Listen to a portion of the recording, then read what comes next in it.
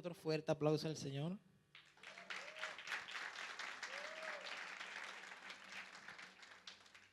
Ese aplauso fue como con grúa. Yo veo que una vez, no sé qué cantante fue, creo que fue Luis Miguel, que hizo así.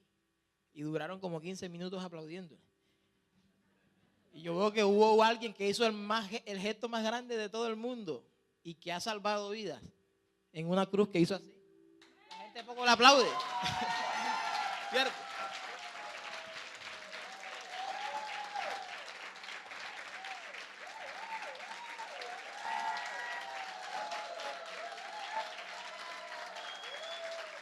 A nosotros nos dicen loco, no importa.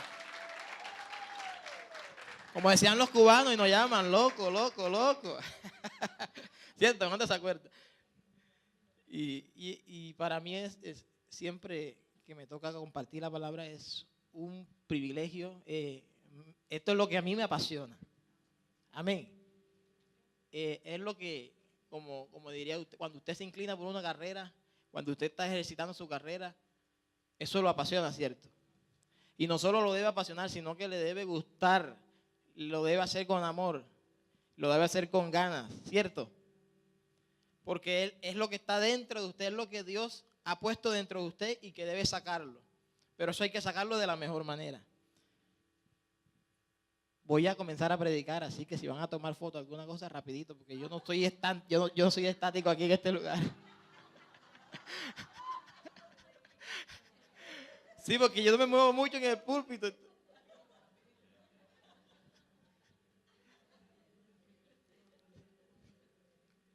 Amén.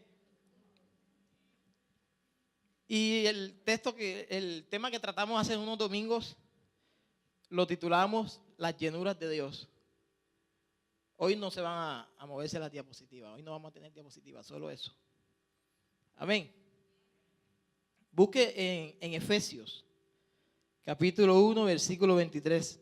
Del 1 al 23. Donde lo tengan, dicen amén. Es todo el pasaje, pero quiero leer el versículo 13 que dice: en él también vosotros, habiendo oído la palabra de verdad, el evangelio de vuestra salvación, y habiendo creído en él, fuisteis sellados. ¿Con quién? No escuché. ¿Fuisteis sellados con quién? Termine de la promesa, que es las arras, que es la garantía de nuestra herencia hasta la redención de la posesión adquirida para alabanza de su gloria. Y si nos vamos hasta el versículo 23, mire lo que dice: la cual es su cuerpo, la plenitud de aquel que todo lo llena en todo. Y si usted estudia este pasaje, usted se va a dar cuenta y va a encontrar una cantidad de cosas, de sabiduría, de riquezas que Dios tiene contemplada dentro de este pasaje.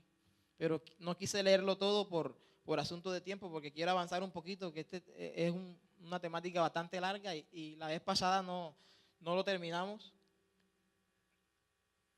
Y antes de entrar en materia, también quería como traer a colación aquí a la iglesia, que cada cosa que sucede dentro de la iglesia es algo que Dios nos está enseñando. Cada proceso que vivimos como iglesia es algo que Dios está forjando en nuestra iglesia. Y gracias damos a Dios porque en esta semana vivimos también la partida de uno de nuestros hermanos, ¿cierto? Cómo lo recibimos, cómo atravesamos esos días. Porque no se trata de quién era el hermano, se trata que también era la iglesia del Señor. Era un miembro del cuerpo, ¿cierto?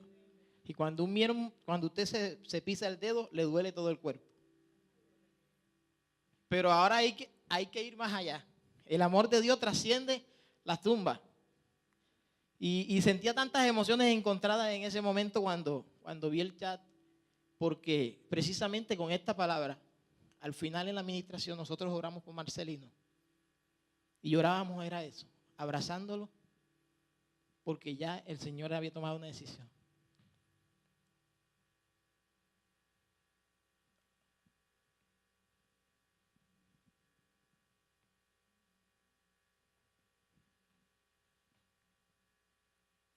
Esa es la iglesia. Somos los brazos del Señor.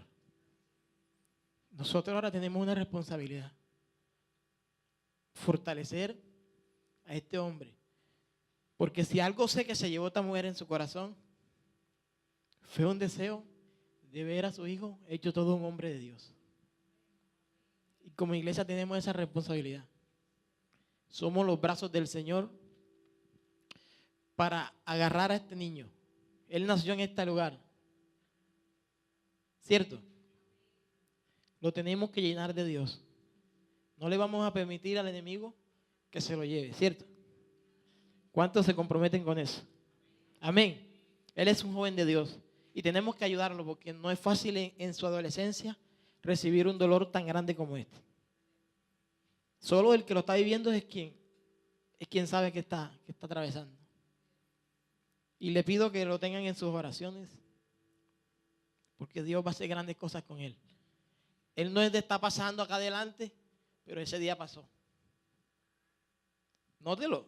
Él no es de estar pasando cuando se hace un llamado, pero ese día pasó y fue tocado por el Señor. Era el Señor abrazándolo, sellándolo y llenándolo, que tiene una familia. Amén. Y cuando hablamos de llenuras de Dios, ¿a usted qué se le viene a la mente? Por aquí se ve que son inteligentes y responden. Cuando hablamos de llenuras de Dios, ¿usted qué se imagina o qué se le viene a la mente inmediatamente? Normalmente en la iglesia cristiana, cuando se habla de llenura, la gente se refiere al Espíritu Santo. Pero resulta que estudiando esta palabra yo me encontré que hay muchas llenuras de Dios. Pero nosotros solo nos hemos enfocado en una. Hay 3 grandes llenuras, que es la gracia, la misericordia y la llenura del Espíritu Santo. La gracia habla de Jesús. La misericordia nos habla del Padre. Y la llenura del Espíritu Santo, que es la que con el que nosotros estamos conviviendo hoy en día. Que fue el que Jesús le dijo a sus discípulos que no los dejaría solos, sino que les enviaría ¿qué? Otro consolador. ¿Y para qué nos va a enviar otra persona? Para que la tengamos ahí sentada, no le demos el valor que merece, no aprendamos de él. Y si usted nota, el Espíritu Santo vino a cumplir unas funciones en nuestra vida. Vino a hacer una obra en nosotros. Amén. Él no solo es el que nos llena, Él nos guía, nos enseña. Él pone la palabra exacta en cada uno de nuestra boca. La palabra que debemos decir en el momento. Que fue lo que Jesús le dijo a sus discípulos. No se os preocupéis de qué hablar o qué decir. Porque el Espíritu Santo pondrá en su momento la palabra en vuestra boca. Procuradora, el Espíritu Santo pondrá la palabra en tu boca. Amén. Y si notamos algo, Dios está llevando a esta iglesia a un nuevo nivel. Se bautizaron 15 personas. Es solo el porcentaje de lo que viene para este próximo año. Y Dios nos está llevando a un nivel de reino. Y una de las llenuras de las que tenemos aquí es la llenura del reino. Y quería, antes de entrar en materia, lo que compartimos el domingo, hace domingos anteriores, y es que nosotros entendamos que como iglesia Jesús nos dejó 2 comisiones, no, 3 comisiones, pero dentro de las 3 dejó una gran comisión, ¿cierto? La primera comisión que Jesús nos dejó fue cuando habló en Marcos y le dijo a los discípulos: ir por todo el mundo y predicar el evangelio. Y el que crea y fuere bautizado sería ¿qué? Salvo. Y el que no crea sería condenado. Y estas señales seguirán a los que creen. ¿Qué dice la Biblia? Ustedes que saben más Biblia que nosotros. ¿Qué dice la Biblia? Y cuando dice: y estas señales seguirán a los que creen. Pondrán las manos sobre los enfermos. ¿Y qué más? La gente normalmente se queda en 2, pero yo le invito a que usted, cuando lea este pasaje, usted lo lea todo. Dice: en mi nombre echarán fuera demonios, hablarán nuevas lenguas, tomarán en las manos serpientes, Y si bebieren cosa mortífera, no les hará daño. Sobre los enfermos pondrán sus manos y sanarán. ¿Cuántos aquí vinieron con afecciones de salud en esta mañana? Levante la mano. Nosotros no somos inmunes. Usted es fácil que salga de aquí y el cambio de temperatura le pueda causar una gripa o le dé un dolor de cabeza. Amén. La segunda, que es la gran comisión, cuando habla en Mateo 28, 19, que dice que id y haced discípulos. Por tanto, id y haced discípulos a todas las naciones, bautizándolos ¿en qué? En el nombre del Padre y del Hijo y del Espíritu Santo. Mire que aquí ya va marcando el bautismo. Es algo bien importante en la vida del creyente. Y felicito a los que dieron ese paso. Yo personalmente seguía, como uno sigue en las redes sociales a un cantante, a un predicador, algo. Yo seguía a una familia en el bautismo. Cuando me enteré que iba a bautismo, yo lo publiqué en servidores. Bautismo el sábado, a la familia Cero. Ellos tenían en su corazón el deseo de bautizarse. Y vinieron tiempos de bautismo, pero no se les había dado no se les había dado el tiempo. Pero yo dije, este sábado no pasa. Pero sé que fue una bonita experiencia para ellos, ¿cierto? Y vienen grandes retos de Dios para sus vidas. Amén. Entonces, mire, en la primera nos manda a predicarle a quién, a toda criatura. Esto habla de la expansión del evangelio, de regar la palabra por todos lados, en las calles, como hicimos en el centro hace un tiempito, lo que vamos a hacer en el sur. Usted ve gente predicando en los buses, ve gente predicando en las esquinas, usted ve gente predicando en cualquier lugar donde usted menos se imagina, gente repartiendo tratados, gente usando estrategias ¿para qué? Para extender el evangelio. Pero cada una de estas comisiones tienen una serie de manifestaciones del Espíritu Santo. Y las manifestaciones del Espíritu Santo, las que vemos aquí, dice, echarán en mi nombre, fuera ¿qué? Demonios, hablarán nuevas lenguas, tomarán serpientes en las manos y si vivieren cosas mortíferas no les hará daño. Y sobre los enfermos pondrán las manos y serán ¿qué? Sanos. Ok, mire que la primera comisión va agarrada de una serie de señales. O sea, usted no va a hacer nada. Se tiene que evidenciar cuando usted vaya a hacer la comisión del Señor, que vaya marcada por las señales. Para que usted entienda de que ahí estaba el Señor. Porque esto fue lo que Él le dijo a los discípulos. Vayan por todo el mundo, pero estas señales les tendrán que seguir. Y no solo a ustedes, sino también a los que creen. Yo hago la pregunta en esta mañana. ¿Usted ha visto esas señales en su vida cuando se ha acercado a extender el evangelio? Porque lo único que puede permitir que esas señales nos sigan es la extensión del evangelio. Más nada. ¿Cierto? Eso fue lo que vimos cuando fuimos allá al centro a impactar. Vimos señales de Dios. Nos siguen. O sea, quiere decir que lo que dijo el Señor aquí se tiene que llevar ¿qué? Al campo físico. Eso es lo que es bajar el cielo a la tierra. Pero ya el Señor, ¿por qué le llaman la gran comisión? Porque aquí lo lleva a otro nivel. Aquí dice, no vayan a predicar a todo el mundo, sino que está diciendo, por tanto, id y haced discípulos. Y aquí cambia la cosa. Se hace la primera comisión, que se rega el evangelio, pero regado el evangelio, la semilla está en el corazón de la gente, entonces ya tú puedes entrar a trabajar para ser el discípulo. ¿Cierto? Porque tú no puedes hacer un discípulo a alguien que no ha creído. El discípulo es aquel que ya anteriormente ha creído, ¿cierto? Entonces les invita a ser discípulos, pero a todas las naciones sin exclusión. Negro, blanco, simpático como el predicador, mestizo, para todas las razas, todas las etnias, todas las tribus, todas las culturas, ¿cierto?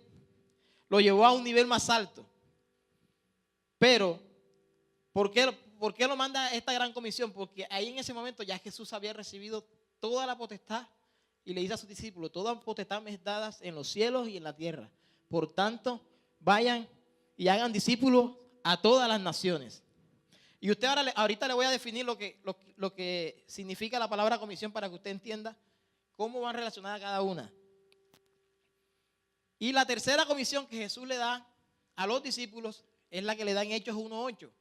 Y le dice, pero recibiréis poder cuando haya venido sobre vosotros el Espíritu Santo. ¿Y me seréis qué? Testigos. Wow, de criatura a discípulo, pero ahora pasas a ser ¿qué? Testigo. Escuche. Y me seréis testigo. ¿En qué? En Judea, Samaria.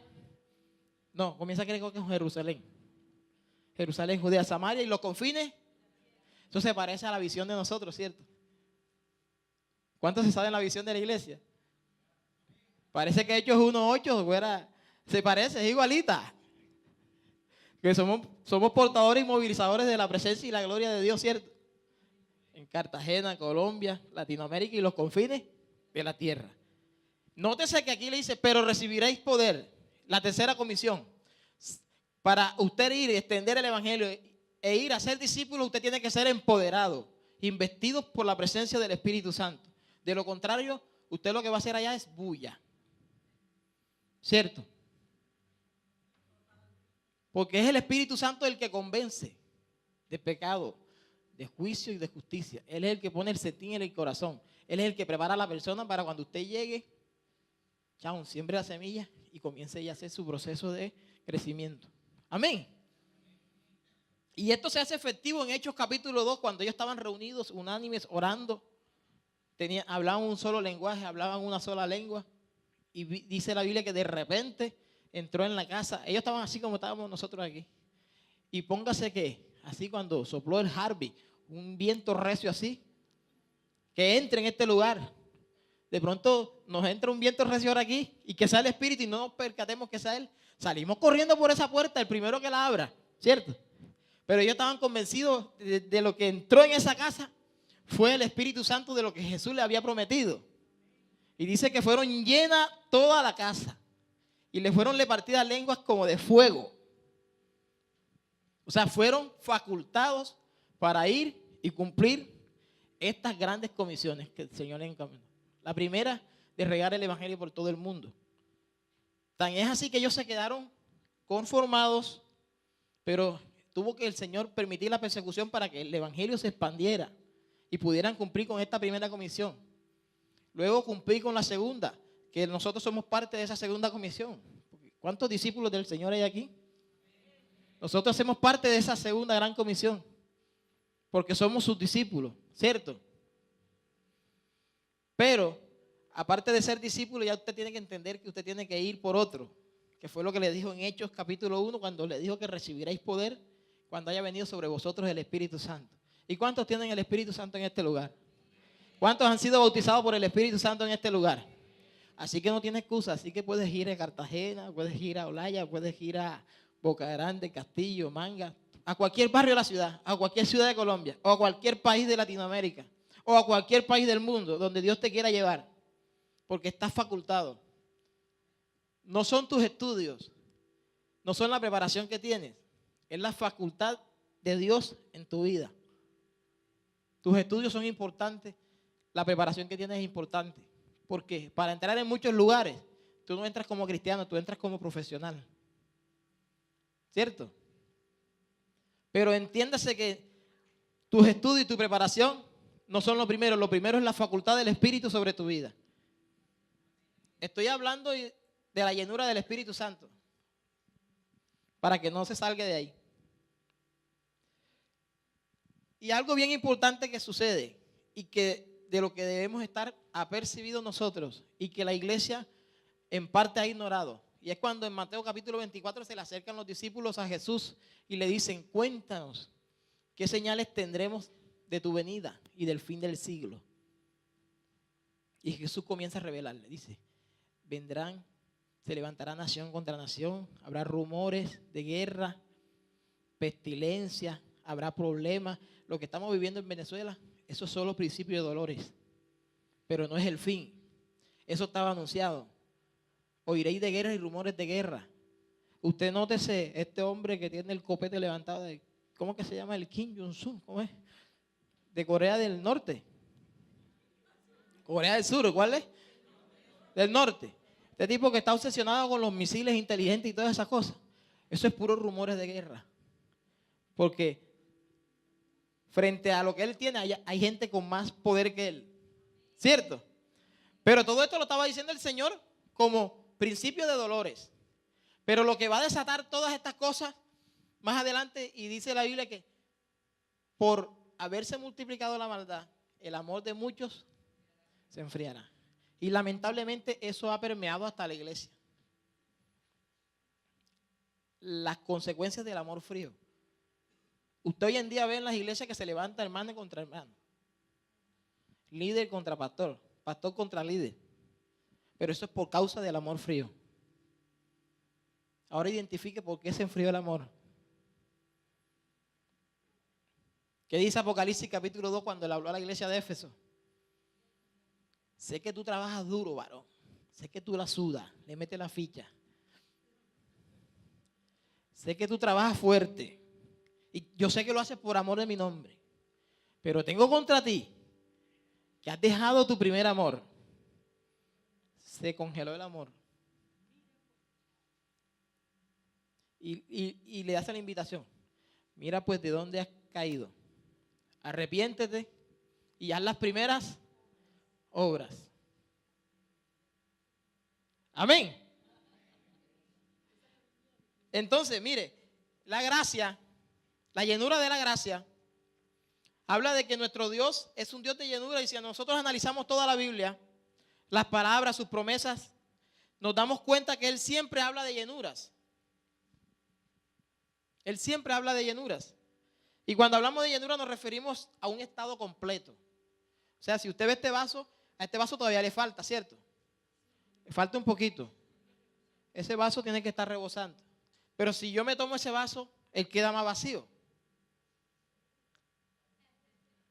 Y si yo sigo tomando y no lo lleno, se vuelve a quedar más vacío. Ya va por la mitad. Y así pasa con nosotros. Si no nos llenamos, comenzamos a dar, otros comienzan a beber de nosotros, porque nosotros somos un vaso que estamos llenos y mucha gente bebe de nosotros, de lo que Dios ha puesto en nosotros. Y beben, y beben, y beben, y beben. Y tú no le echas nada. ¿Qué pasa? Esta es la razón por la cual usted ve hombres bautizados por el Espíritu Santo, mujeres, hijos de Dios, con problemas y vacíos en el corazón. ¿Por falta de qué? De llenura. Amén. Mediante el cual podemos comprender que se trata de una medida, porque estar lleno es una medida, pero Dios nos invita a que nosotros vayamos más allá, que estemos ¿qué? Rebosantes. Porque cuando rebosamos es que podemos dar a otros y nosotros nos mantenemos llenitos, ¿cierto? Para rebosar, ¿qué? Tenemos que llenarnos y llenarnos y llenarnos. Y la llenura debe ser un estilo de vida. Y debemos llenarnos de su gracia, de su misericordia. Y cuando la Biblia nos hace referencia a la llenura mediante el cual uno se llena y lleva a cabo una serie de acontecimientos, los cuales van a arrojar como resultado el estar lleno. Ahora bien, el estar lleno no debe ser nuestra meta final. El estar lleno debe ser un estilo de vida, lo cual Dios lo lleva aún más allá cuando nos habla de la palabra rebosar. Para que este evento suceda, tienes que haber transcurrido primero el de la llenura. Tú nunca vas a rebosar así, a menos que te llenes completamente. ¿Cierto? Y todo nos llena. Cualquier poquito de agua que usted eche aquí, el vaso va subiendo, ¿cierto? Usted mira un chat donde para tomar el proverbio se va llenando. Aunque usted lo lea, algo le va llegando a su vaso, ¿cierto? El proverbio del día, el verso del día, los devocionales, la invitación a un seminario, todo eso te va llenando. El bautizarse te llena. ¿Por qué? Porque te igualas a ese momento que Jesús le dijo a Juan cuando Juan no lo quería bautizar. Juan le dijo, no soy digno de desatar el calzado de tu correa. Y Jesús le dijo, Juan, es necesario que cumplamos toda justicia. Porque yo no comparto mucho que alguien que ya haya creído en Jesús, que tenga tiempo caminando con Jesús y no se haya bautizado. Es porque todavía tiene el concepto de que si se bautiza se compromete. Y si no te bautizas también. Sí, porque en el momento que tú le dices al Señor, lo aceptas como tu Señor y Salvador, ya te comprometiste. Pero el bautismo es una señal de obediencia a nosotros, es identificarnos con Jesús. Porque Jesús no tenía nada que bautizarse. ¿O qué tenía que arrepentirse Jesús? Nada. ¿Cierto? Pero lo hizo ¿por qué? Por cumplir toda justicia y para dejar un precedente que nosotros sigamos. Para dar el ejemplo. Amén. Entonces entendemos que las tres grandes llenuras son la gracia, la misericordia y la llenura del Espíritu Santo. Entonces mire que ahí cómo juegan el rol cada uno, el Padre, el Hijo y el Espíritu Santo, ¿verdad? La llenura de la gracia nos habla de una relación con Jesús. Él es mi Salvador, Él es mi Redentor, Él es mi intercesor, Él es mi Señor y Él es mi héroe. ¿Cierto? Lamentablemente he escuchado cristianos que tienen héroes de Hollywood. Cosa que yo digo que sí, eso me indica mucho, me dice como que Jesús no llena sus expectativas, ¿cierto? Porque yo puedo admirar a un hombre, esto no es malo, o a alguien, un actor o un cantante, pero el que llenó mis expectativas es Jesús, por ahí no las puede sobrepasar nadie, ¿cierto? Porque Él está por encima de todo. La llenura de la misericordia nos habla de una relación con el Padre. Él es mi Padre. Y como decía este domingo que predicamos el mensaje, prestemos una bandera. Una bandera. Traigamos un estandarte por acá. Él es mi pastor. Él no solo es tu padre, sino es tu pastor. Y si nos vamos al Salmo 23, entendemos esa función de un padre. ¿Qué es lo que hace un padre con su hijo? Lo cuida, lo apechicha, lo defiende, lo guarda, ¿cierto? Pero no solo le guarda, sino que lo provee. El Dios que nosotros tenemos es un Dios todopoderoso. Él está en todas las cosas, pero Él también trasciende en todas las cosas. Amén. Él es el gran yo soy, pero sobre todo algo que tenemos que tener en cuenta y es que Él es mi rey. Aquí, ¿quién tiene claro que Dios es su rey? Bueno, ok, vamos a identificarlo si Él es tu rey. Tienes que identificarlo. Un rey ejerce autoridad y gobierno sobre el reino que le fue dado, ¿cierto? Los súbditos, ¿qué? Obedecen al rey. Entonces, ¿será que si yo desobedezco a Dios, yo tengo a Dios como mi rey? ¿Será que si yo no hago la voluntad de Dios, yo tengo a Dios como mi rey? Yo soy un dictador, porque estoy haciendo lo que a mí me parece. Y no crea que dentro de la iglesia hay dictadores, anarquistas, monarquistas, hay de todo. Hay de todo. Pero también hay gente que son sometidos a su rey, que conocen que son libres, pero que tienen un rey a los cuales somos súbditos de ese rey, que Él es nuestro amo, ¿cierto? Pero nosotros entendemos que un rey, según el diseño de Dios, no esclaviza a nadie. Un rey le da libertad, ¿qué? A los miembros de su reino. Un rey le provee a su reino. Un rey no crea impuestos para su reino, sino que provee recursos para que su reino tenga un sano desarrollo. Y así, a ese nivel es que Dios nos ha llamado como nación. No a crear más impuestos, sino a proveer recursos para que la nación tenga un sano desarrollo. Amén. Asimismo los ha provisto el Señor para nosotros. Ha provisto todos los recursos que están escritos en su palabra para que nosotros tengamos un ¿qué? Un sano desarrollo. Amén. Y cuando hablamos de la llenura del Padre, nosotros hablamos de que Él es nuestro Padre, Él es nuestra bandera. Y la Biblia dice que aunque el enemigo venga como río, ¿qué hace Dios? El Señor levanta bandera de victoria, ¿cierto? Amén. En los momentos más difíciles de tu vida, Jehová levanta bandera de victoria. En los momentos que estés atravesando de crisis financiera, Jehová levanta bandera de victoria. En los momentos que estés atravesando por el dolor más grande, Jehová levanta bandera de victoria. Aunque tú no la veas, hay una bandera levantada a favor tuyo. Amén. No importa lo que estemos atravesando, pero Dios levanta bandera de victoria. Él es nuestro estandarte. No es solo repetirlo. Él es Jehová Nishi. No. Es vivir lo que dice ese nombre del Señor en nosotros. Él levanta bandera de victoria sobre nosotros, ¿cierto? O pregúntese, ¿por qué yo estoy aquí parado? Porque tengo a Dios así levantado la bandera sobre mí. Yo te levanto, yo te sano, yo te voy a usar, yo te voy a abrir puertas, yo te respaldo, yo te suplo, ¿cierto?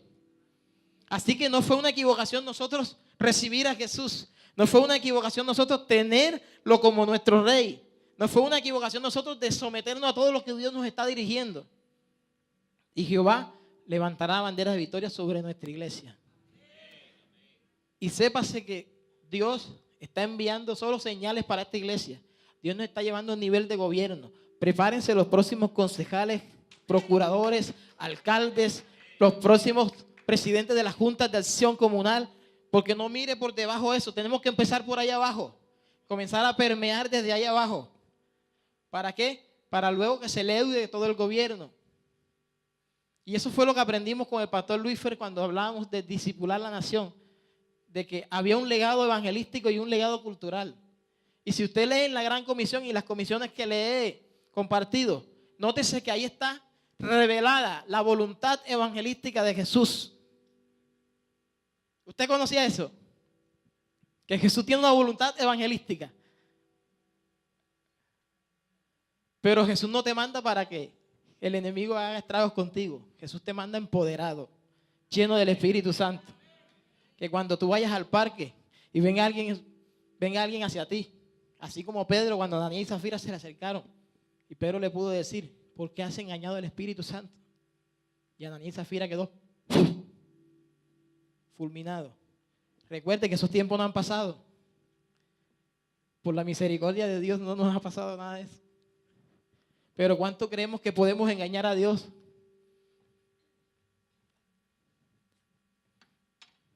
Ahí no dicen amén. Y cuando hablo del Espíritu Santo, usted tiene que entender que usted tiene un guía, que usted no se manda solo, que usted tiene a alguien que es su maestro. Usted no es autodidacta. Usted tiene a alguien que es su amigo, que es su compañero, cuando ni tu papá, ni tu mamá, ni tu hermano, ni tu esposa, ni tu hijo, nadie te entiende. El Espíritu Santo sí te entiende, porque Él es recíproco. Él no solo se goza contigo, sino que también se entristece contigo, porque Él siente lo que tú sientes. Amén. Él es mi amor incondicional. Él es tu fortaleza. Él es mi fuego. Que aunque no queramos hacer las cosas como dijo Jeremías, hay un fuego dentro de mí que no me deja. ¿Cierto? ¿Cuántos no hemos querido de pronto predicar? Ey, pastor, se le ocurrió a mí ponerme a predicar en el primer servicio y yo que trabajo de lunes a sábado, imagínate. Y en el primero ahora tengo que madrugar. Ahora es que tengo que venir a plenitud a orar a las 5. Y tú te pones a analizar todas las cosas, pero resulta que es el fuego de Dios que está dentro de ti, no es el pastor, ¿cierto? El pastor también te está echando el fuego que está dentro de él. Pero Jeremías, ¿qué hizo? Obedeció al Señor. No se trata de nosotros, no se trata de nuestra condición, no se trata de la realidad que tú estás viviendo. Porque el propósito de Dios está por encima de tu realidad. Porque la gente no puede entender que tú prediques estando atravesando, que tú prediques de finanzas estando atravesando momentos difíciles con la cartera administrada. Con la nevera como una piscina, pura agua. ¿Me entiendes? Con situaciones difíciles que le doy que son muy palpables, que todos en un momento algunos las hemos atravesado, ¿cierto? Que usted abre su nevera y le da ganas de interceder. Que solo hay cubos para hacer moldes de hielo. Amén. Pero entiéndase algo, que el Espíritu Santo tiene algo bien poderoso para su vida. Y Él es tu vino. Él es tu vino. Él es el que te llena. Él es tu vino. ¿A cuántos no les gusta una copa de vino? Y qué bien nos hace, ¿cierto? No, nos beneficia mucho.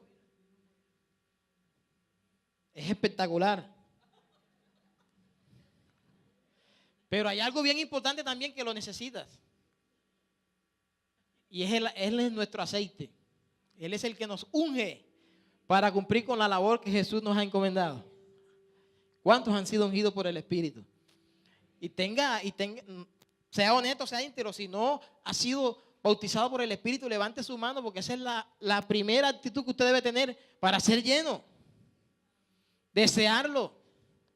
Y no crea que cuando usted desea algo, le llega enseguida. O que me lo diga Patricia. Deseaba bautizarte y todavía no llegaba la hora. Pero llegó, ¿cierto? Y deben haber dos características en su vida para ser lleno. Dos cositas nada más. Hambre y sed. Cuando se pierda eso y sientas que no necesitas más, es porque está lleno. Y por muy lleno que nosotros estemos, siempre la hambre y sed debe estar dentro de nosotros. Porque esa va a ser la actitud que siempre nos va a tener insaciables.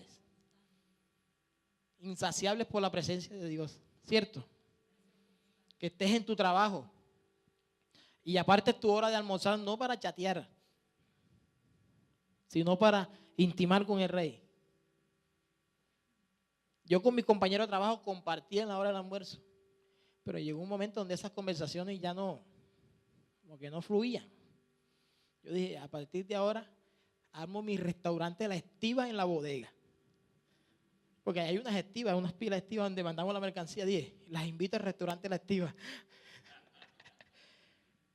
Y me he ido. Y ahí estoy. Ese es un tiempo que aprovecho todos los días para estudiar la palabra. Y ha sido en ese lugar donde Dios me ha dado todos los mensajes que yo les puedo predicar. En ese tiempo de almuerzo. Y cierro puerta y cierro todo para que no llegue nadie. Porque cuando usted está entrando en un tiempo de intimidad con Dios, usted también sabe que usted tiene un enemigo que no le gusta eso. Que siempre va a poner la zancadilla para que usted no intime con el Señor. Porque sabe que cuando tú intimas con Dios, tú eres lleno de Dios. Y el que está al lado de Dios, el que anda con la miel algo se le pega, ¿cierto? Si tú te pegas a Dios, se te va a pegar lo de Dios a ti. Amén. Entonces quiero ir rapidito a compartirle unos dos tipos de llenura que son bien importantes. Está la llenura de la cena del Señor. Quiero compartir esa y la de la llenura de los procesos. Y usted se preguntaría, ¿por qué soy lleno por la cena del Señor? Ustedes acabaron de tomar la cena hace minutos antes. Y hay un versículo que yo estuve leyendo y estudiando durante mucho tiempo. Y porque se compartía. Y lo que se quería decir con ese versículo era que si estás en pecado, no tome la cena. Que si estás esto, no tome la cena. O sea, le ponían indignamente sinónimo pecado. Y resulta que eso no es. Indignamente es no darle valor al sacrificio que Jesús hizo por ti en la cruz. Eso es ser indigno. Eso me voló la cabeza cuando lo leí. Porque el Señor me hablaba y me decía, si yo te dignifiqué en la cruz, ¿por qué tú no eres capaz de tomar la cena? Yo llevé tus pecados en la cruz. ¿Cierto? Yo te los lavé con mi sangre. Tú eres digno para tomar y comer y tomar la cena. Y comer del pan y tomar del vino no es sencillamente ese vasito y ese pedacito de pan. Aquí lo hacemos así a manera de una ceremonia, de algo simbólico. Pero comer y beber de la cena del Señor, eso trasciende más allá. Cuando tú le llevas el mensaje a alguien, a un enfermo, oras por él, estás comiendo y estás bebiendo de la cena del Señor. Porque Él lo dijo, ¿hacerlo de qué? En memoria de mí. Porque eso lo único que nos muestra es la muerte y resurrección de Cristo, ¿cierto? ¿Y qué nos enseña la resurrección de Cristo? ¿Qué nos invita a nosotros a hacer la Santa Cena? A llevar esa vida que Dios nos dio en la cruz. A llevar que Él resucitó y que puede traer esperanza sobre esa vida. Comer y beber del vino es ir por aquel que está perdido. Trasciende más allá. Comer y beber de la cena es estar de acuerdo con tu hermano. Comer y beber de la cena es estar de acuerdo con la visión del Señor en el lugar que tú estás. Porque lo único que estás haciendo es anunciando el evangelio de Jesús. Y Él lo dijo cuando dijo: todas las veces que comieres y bebieres la muerte y resurrección anunciáis hasta mi venida. ¿Qué te estaba diciendo ahí? Nos estaba invitando que cada vez que nosotros hacemos esto, las veces que lo hagamos, lo que estamos invitando a la gente es a venir a Cristo, porque su venida se acerca. Amén. Y borrar de inmediatamente ese paradigma y ese argumento que teníamos de que me siento indigno. Cuando te sientes indigno, estás poniendo como nulo y deshonrando el sacrificio de Dios en la cruz. Recuerda que Dios no solo te limpió de pecado, sino que también te dignificó en la cruz del Calvario. Amén. Te dio el valor que tú y yo merecemos, ¿cierto? Entonces no diga que usted no vale nada. Esos conceptos hay que borrarlos. Nosotros valemos mucho porque fuimos pagados a precio de sangre. Porque si usted no valiera nada, Cristo no hubiese morido por nosotros, ¿cierto? Corrijo, muerto.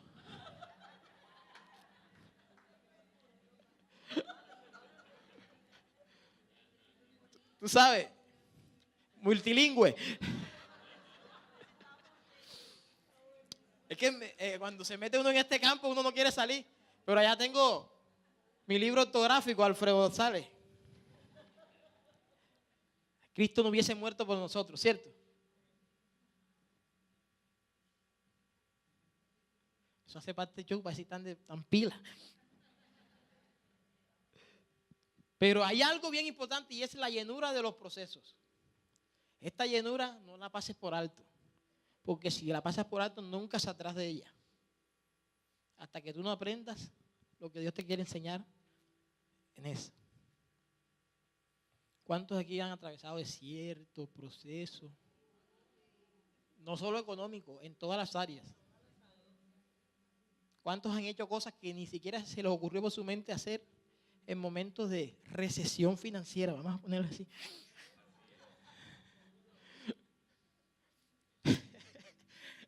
¿Cuántos hicieron cosas que ni se imaginarían hacer? Los procesos nos ensanchan, nos hacen entender que nosotros no solo debemos estar encasillados en lo que sabemos, sino que nosotros tenemos una facultad más grande, que es la facultad de Dios. ¿O usted cree que yo pasé ese proceso que pasé con mi hija a raíz de qué? De nada. Ahí aprendí una cantidad de cosas. El Señor me llenó de fe, de perseverancia, de fuerza, de valor, pero también me llenó de misericordia por otros, ¿cierto? Nos llenó también de orar por los enfermos y creer que Dios lo hace, aunque no lo haya hecho conmigo. Nos llenó que su amor trasciende más allá de la muerte. Amén. Nos llenó que llenó mi matrimonio, nos restauró y me hizo casarme de nuevo con mi Miss Universo. Amén. Entonces los procesos son vital en la vida del cristiano. No lo puedes evadir, porque ahí es donde tu carácter es quebrado. Ahí es donde Dios va a sacar y te va a exprimir y va a sacar el mejor extracto de tu vida. Amén. Cada día, aunque muchas veces llorando le digo al Señor, no importa, vale la pena, porque lo que soy hoy solo te lo debo a ti. Y si volvería a atravesarlo, solo tú sabes, prepárame, pero aquí estoy. No voy a evadir ningún proceso que tú presentes enfrente de mí. Amén. Y dentro de ese proceso, uno de los procesos más duros que estaba atravesando era el de estar predicando y no encontrarme haciendo esto, que es lo que Dios me mandó a hacer. Yo estaba como un siervo inútil. Me sentía como un siervo inútil. Porque hay de aquel que Dios le mandó a hacer algo y no lo cumpla. Amén. Entonces, esa fue una de las partes más difíciles que yo atravesé en medio de todo este proceso. Atravesé que solo fiel es Dios. Aprendí de la fidelidad de Dios. Porque cuando me dejaron solo, el único que estuvo ahí fue Dios. Y a través de quién Dios refleja su fidelidad o su lealtad, a través de la iglesia. Nosotros somos el reflejo de esos atributos de Dios. Amén. Tú eres el reflejo de la fidelidad de Dios. Tú eres el reflejo del amor de Dios. Tú eres el reflejo de la sanidad de Dios. Recuerda que cuando estés orando por alguien, no eres tú, sino que Dios te puso ahí enfrente y Él es el que está desatando su poder sobre esa persona. Amén. Esto se está poniendo bueno, pero ya se me está acabando el tiempo. Pero quiero terminar porque quiero orar en esta mañana, pero quiero terminar con algo. Yo tenía un deseo en mi corazón de componer algo para el Señor. Yo tenía en mi corazón componer una canción para el Señor. Pero qué difícil es componer una canción, ¿viste? Eso no es ponerse a escribir por escribir. Pero el Señor me dio una canción y yo la pude componer, pero la compuse en el proceso.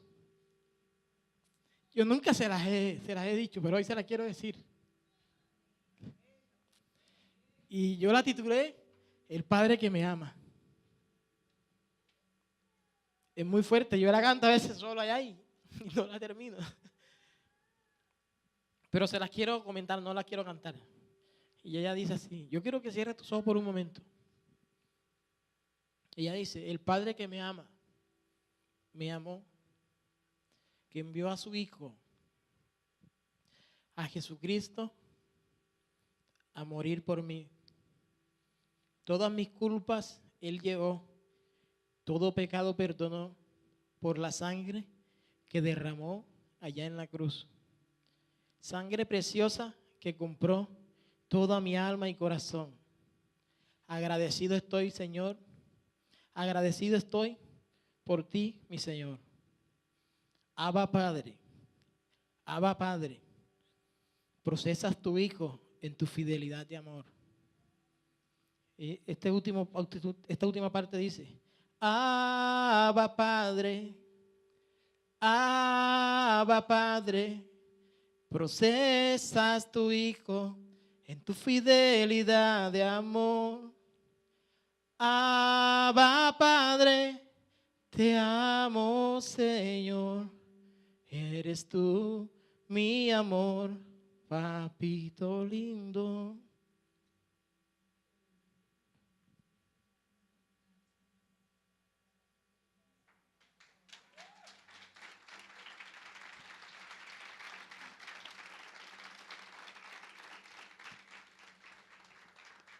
Esa fue la mano de Dios en medio de todo. Cada vez que la canto me llena me quebranta. Saber que tengo un Dios fiel que nos procesa en su fidelidad de amor. Amén. Y por último, quiero que se lleve esto para su casa. Un hombre que necesitó ser lleno de Dios para cumplir su misión. Rapidito se lo digo. Se llama Moisés. Y Moisés fue aquel que Dios le llamó la atención en medio de una zarza que ardía. Y él estaba acostumbrado a ver zarzas arder en el desierto, porque eso es normal por la temperatura que se maneja en el desierto. Pero le llama tanto la atención y decide subir. Y cuando se está acercando a la zarza, le sale una voz de en medio de la zarza y le dice, Moisés, Moisés, quita el calzado de tus pies, porque el lugar que pisas, santo es. Y Dios le hace una serie de preguntas a Moisés en ese lugar. Pero donde me quiero fijar es donde cuando Dios le dice a Moisés, mete la mano en tu seno. Y Moisés mete la mano en su seno y la mano le sale leprosa. Moisés, un hombre de 80 años que ya sabía con experiencia que esa lepra no era una condición física, sino una condición espiritual, entendió que un hombre con un corazón dañado no puede servir a Dios, no califica. Pero luego le dice, vuelve y mete la mano en tu seno. Y la mete y la saca como la piel de un bebé. Ahí está el otro principio. Un hombre con el corazón de Dios está apto y califica ¿para qué? Para servir y llevar a cabo la obra de Dios. Amén. Y recuérdese que al hombre que Dios le está diciendo que tiene lepra, es el hombre con el mayor llamado en la Biblia. De ir y sacar al pueblo de Israel de la esclavitud. Es el hombre que, como les dije la vez pasada, que fue criticado por sus hermanos por haberse enamorado de una morenita. Y cuando él la vio y le dijo, ay, cosita linda, mamá, fue criticado por eso. Pero era el hombre que Dios había escogido, ¿para qué? Para ir y cumplir con la labor libertadora del pueblo de Israel. Y la gente hoy en día conoce a Moisés como el libertador, como el gran hombre de Dios, como el hombre más manso que hubo sobre la tierra en ese entonces. Pero Moisés, en su corazón, tenía un sentimiento de culpa, y es que él había cometido un homicidio a un egipcio. Y por causa de eso él tuvo que huir por el desierto y vagar en el desierto. Y ahí fue donde comenzó y se conoció con su esposa y todo, y comenzó a trabajar con su suegro Jetro y apacentaba ovejas. Y en este oficio fue que Moisés se da cuenta de lo que está sucediendo en la montaña. Y lo único que él le pidió en esa montaña para ir y cumplir la labor era: si tu presencia no va conmigo, yo no iré a ninguna parte. Y mire cómo bajó Moisés del monte, con la presencia de Dios. Era el hombre que dice la Biblia que vio a Dios cara a cara. Que cuando bajaba del monte, la gente veía el reflejo de Dios en su rostro. O sea, que tenemos que sanar el corazón. Amén. Y la palabra corazón viene del griego cardia, que significa la manifestación más poderosa de lo íntimo y lo profundo del ser del hombre. No es simplemente un órgano, eso va más allá. Es el ser. Amén. Así que yo quiero que te levantes en esta mañana. Vamos a orar rápidamente para que inicien el segundo servicio.